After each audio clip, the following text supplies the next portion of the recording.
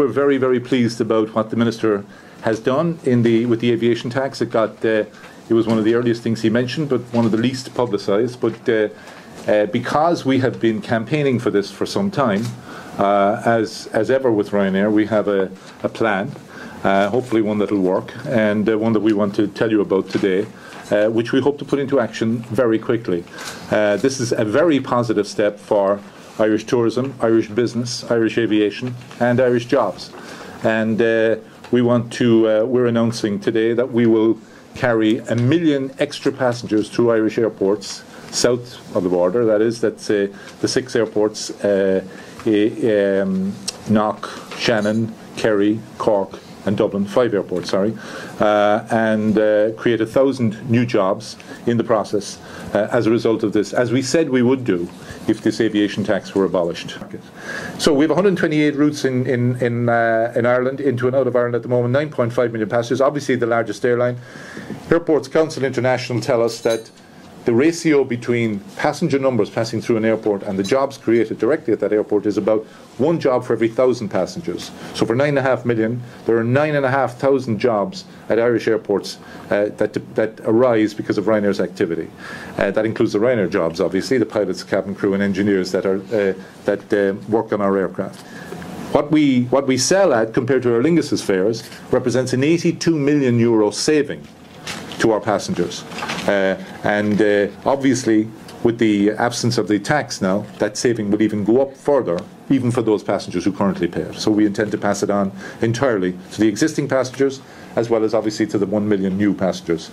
It's there for every government to see and to learn from. The Belgians, as recently as 2 months ago, proposed the introduction of this. They consulted with all parties, including ourselves. We're the largest airline the second largest airline in Belgium, but we're a very close second to Brussels Airlines.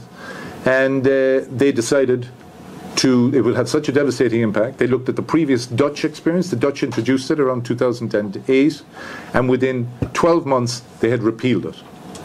And Denmark, similarly, like the Belgians, proposed to introduce it back around that time, same time as the Dutch, consulted widely, including with ourselves and with SAS and the various other airlines operating there, and the airports and tourism industry, and they decided not to go ahead with it. Now, sadly, it's taken 4 or 5 years to learn the lesson in this country, but we're very glad that that day has arrived. And we have always said we would respond to it, and we're going to do that. We're going to grow our traffic by 1 million passengers next year, across from 1st of April, across hopefully all 5 airports. I've already met one of those airports this morning. This initiative is going to be bigger than the gathering. Mr. Varadkar said the gathering brought in about 350,000.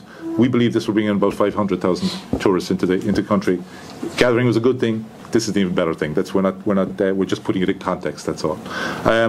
We've already had discussions with one of the airports this morning. This evening, I'm meeting a second, 2 tomorrow, and the 5th on Monday. And I would hope that we will be in a position that all airports will be able to participate in this 1 million extra passengers, and if they're generous enough in their response, we'll go over the 1 million. But it will be a minimum of 1 million passengers, spread, as I said, we hope, over all 5 airports. And they're all very excited about this initiative, and why wouldn't they be?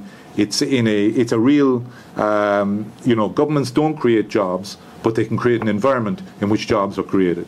And we're going to show that very, very quickly as soon as in fact, some of this growth will actually come into place before the tax is abolished. But we want to get some momentum going.